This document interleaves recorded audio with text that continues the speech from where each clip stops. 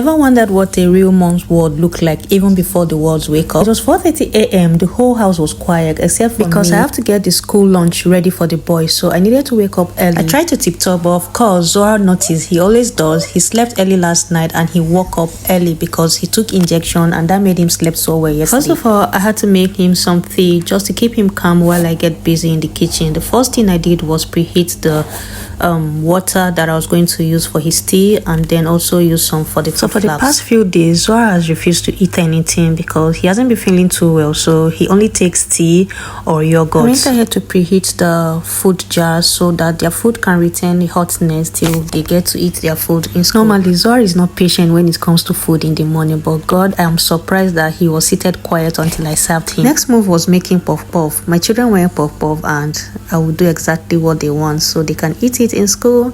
And here I was already mixing it. I didn't want it to take much time, so I started mixing it early so it could rise, and I was done, so I kept it somewhere else to rise. For lunch today, my boys will be having white rice and stew. We had some leftover rice from yesterday evening, so I had to warm the remaining one for them so they could take to school this morning. I was happy because there was no rush for me this morning except for the mixing of puff puff that I needed to be a bit fast with. It takes time for it to rise, so I was done here. I had to pack their school lunch for this particular school lunch. I know one person that will not bring even a single grain back home because this boy, his favorite food is rice and stew, if not jollof rice. Anything that has to do with rice can't eat. And while I was done packing their school lunch, it was time for me to make breakfast for them. For this morning, they're going to be having pap, fruity pap precisely, because that's their favorite variant of pap.